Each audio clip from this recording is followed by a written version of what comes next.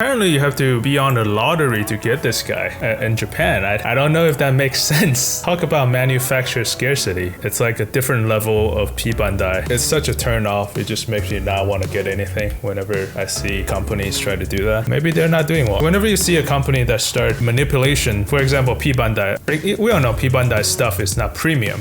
And the only people who buy P Bandai are the people who are actually hardcore fans. Whenever a company does something like that, I just feel like they're not making enough money. That's when they start trying different little things, trying to make more money, which it's kind of annoying. Let's take a look at the MG Dome. It's kind of a weird release. I know they're remaking MG Dome and also Rick Dome. So they modified the original MG Dome, which came out in 1999. And that's a long time ago. It's over 20 years ago, actually. When it first came out, it was really good. It's one of the best master grades around the time. The 1999 master grades, MG Dome is a really good one. When they made Zaku 2.0 and also Gyoku 2.0, they did not change MG Dome at all. They did not have the MG Dome 2.0. So this release is kind of interesting because they didn't change the name. They still call it MG Dome, but not MG Dome 1.5, not MG 2.0. I mean, it's not a 2.0. Superior Gundam EXS, was it even called 1.5? Nah, the Superior Gundam was not called 1.5. So yeah, the only master grade that was called 1.5 was the Gundam 1.5, version 1.5. Yeah, I guess it makes sense, but it's kind of confusing because there's no name difference between this one and versus the older MG Dome, right? The old MG Dome was 4,000 yen, so $40, but this one is 5,000 yen. 5,500 yen was because the 10% tax, but so it's like $10 more than the older MG Dome. It's 20 years ago, and I wonder how they calculate that price because $40 back then, now it's $50, but accounted for inflation, it should have been like $60 today. They charge it $50, so how did they make money on that? I'm sure they're making money from this guy. This is kind of like what they released on P Bandai a while back then,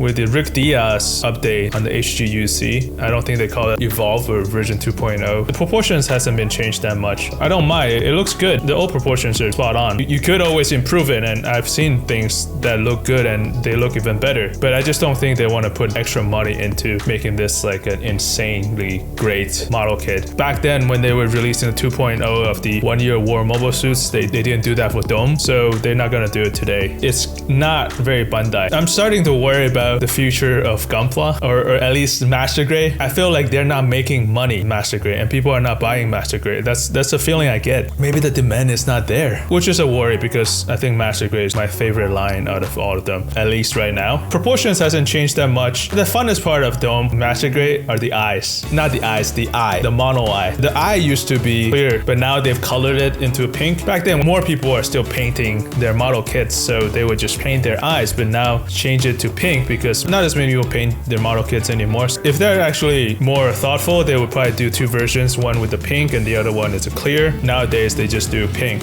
The idea of having a clear lens instead of pink is that if you wanted to paint it a different color, you could. The hand looks like, I think it's a Sazabi, it's a Xeon hand, one of those pre-made advanced MS joint hands. Forearm part is supposed to be new, but it looks like there's a seam line here. The older version does not have that seam line. I'm not sure why the newer and better version has the seam line in that arm area, which is not an upgrade for sure. Pretty much the same weapons as what they had before in the old MG Dome. And these are the leftover parts from the old MG Dome. As you can see, there's a lot. In fact, they actually use some of the high mobility Zaku 2.0 parts. The older version, the shoulder armors are actually two parts. That saves the seam line right there, but they added a seam line on the forearm. It's a water decal. So the lens, the pink does look really nice, but I think the best option is to have an option of clear and color lens. Same old head, but it's just so much fun to have that eye going, be able to move the eyes up and down. This is one of the best part about Dome model kits, and you have the ball joints in the back. It's just a lot of fun to be able to move it. Here's the update version, and you have the old version that has like a decal sticker, which is not so great. So the comparison of the update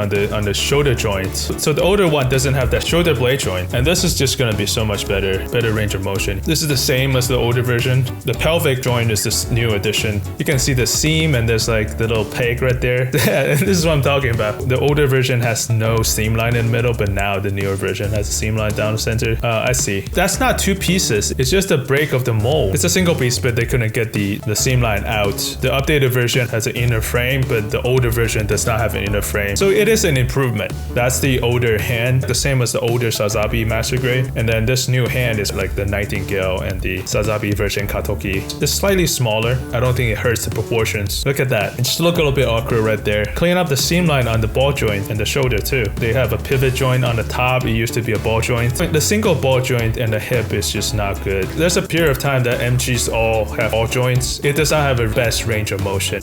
When Mark II 2.0 came out, that's when they move away from a ball joint. It makes a huge difference. Color's slightly muted. The older one it's like a bright purple. It does look better in terms of color in terms of straight building. Yeah, there we go. P Bandai. They just take all the improvement they had in the Dulwich and make a new master grade out of it. These two look so much fun. The Dulwich P Bandai is just too much pain in the ass to get P Bandai in my opinion. Head can go up. You can move the arm up a little bit. Shoulder blade can go forward. You can't really do that in the older version. Not that much better in terms of kneeling, although you can split the legs slightly wider in compared to the old one. And then that's a pivot joint I was talking about. Bazooka looks similar, but I think one of them is from the high mobility Zaku 2.0. Weapon wise, they're very similar. Panzerfaust is the same. They didn't improve on the pilot figure here at all. Something about how they hold the giant bazooka makes me worry.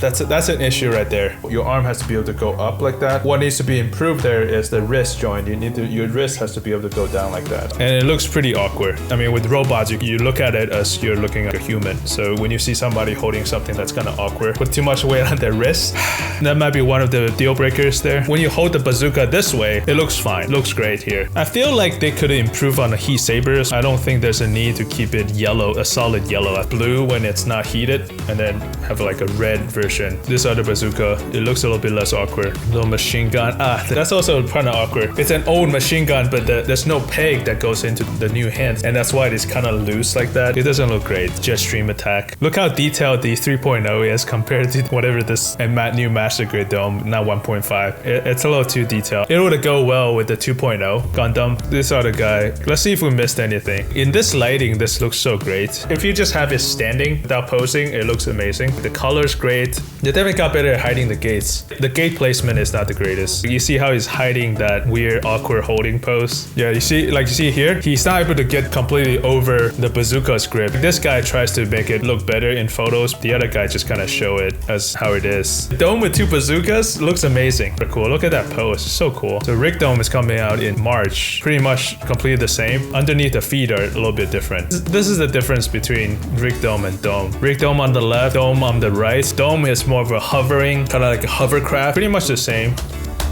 But you have that giant bazooka. It doesn't have as many weapons, but it has a giant bazooka. Lottery sale. It's so weird. Why are people buying Gundam through lotteries these days? It doesn't make sense. Come on. What do you guys think? I don't think this is good enough. As the name suggests, it's still a Dome. It's like a 1.2 version of Dome. Definitely improvements. Price tag is still up a little bit, up $10. Old one is $40, now it's $50. Improvements, yes. I don't think it's worth buying, honestly. Especially if you have to go through. I didn't read into the details of like lottery buying, but that's too hard. It's too inaccessible. Just too much. Like, why would you? I don't want to go through a lottery to buy a toy. I want to be able to go to a store and just like go pick it up and bring it home and build it the same day. See it, I like it, and I buy it. I don't think it's worth buying this one, but I mean, if you're waiting for Dome, just get it. So yeah, let me know what you think. What do you think about having to buy toys through lottery? Yeah, that's it. I'll see you guys next time.